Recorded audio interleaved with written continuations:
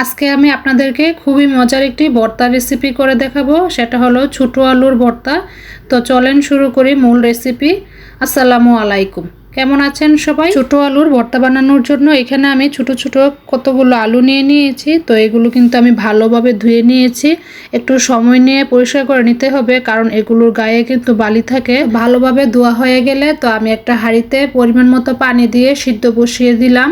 তো এখন আমি চুলাটা অন করে দিব। যতক্ষণ সিদ্ধ না হয় ততক্ষণ পর্যন্ত জাল করতে থাকবো। অনেকক্ষণ জাল করার পর আমি হাঁড়ির ঢাকনা তুলে দেখব যে সিদ্ধ হয়েছে কিনা।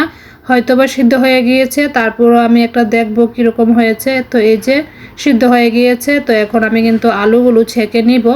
তারপরে আমি একটা কড়াইয়ের মধ্যে দিয়ে কিছুক্ষণ টেলে নিব।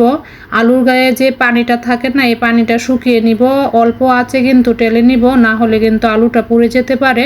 তো আমি একটু সময় নিয়ে টেলে নিব আলুগুলো। তো এই যে মোটামুটি টালা হয়ে গিয়েছে। তো আলুর গায়ের পানিটা একদম শুকিয়ে নিতে হবে, না হলে কিন্তু খেতে ভালো লাগবে না। তো আলু তো টালা হয়ে গিয়েছে। তারপর আমি এখানে পরিমাণ মতো কাঁচামরিচ টেলে নিয়েছি। তো এই ভর্তাটা কিন্তু কাঁচামরিচ দিয়ে করলে বেশি মজা হয়।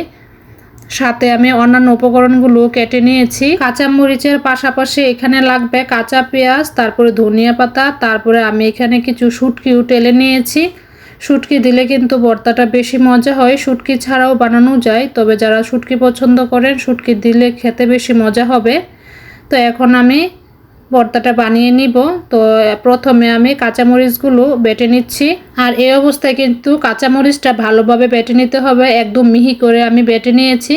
তারপরে আমি দিয়ে দিলাম ধনিয়া পাতাগুলো আমি ভালোভাবে বেটে নিব কাঁচামরিচের সাথে। আর এখন যেহেতু সারা বছরই ধনিয়া পাতা পাওয়া যায়, তো আপনারা চেষ্টা করবেন এই ভর্তাটা বানানোর সময় ধনিয়া পাতা দেওয়ার জন্য। তো ধনিয়া পাতা দিলেই বেশি মজা হয়। এখন আমি তেলে রাখা শুটকিগুলো দিয়ে দিলাম, আর সাথে কিন্তু আমি পরিমাণ মতো লবণও দিয়ে দিলাম। আর শুটকির সাথে লবণটা দিয়ে দিলে শুটকিটা তাড়াতাড়ি বাটা হয়ে যায়। তো এই জন্য আমি এভাবে বেটে নেই।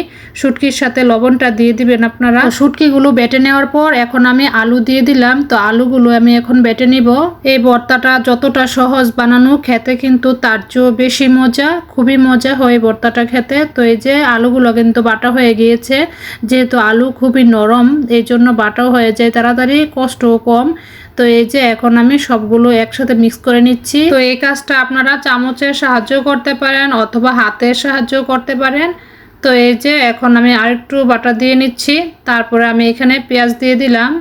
তো পেঁয়াজ কুচিগুলো আমি হালকা করে বেটে নিব, একদম মিহি করব না, হালকা একটু আস্তে আস্তে রেখে দিব, তাহলে খেতে ভালো লাগে।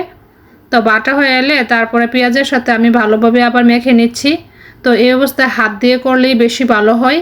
তো এই জন্য আমি হাতেই ভালোভাবে মেখে নিচ্ছি। তো ভর্তা কিন্তু বানানো হয়ে গিয়েছে। তো এই যে খুবই সহজ না বানানো, আর খেতে কিন্তু ভীষণ মজা হয়। তো আপনারা কিন্তু একবার হলেও ট্রাই করে দেখতে পারেন।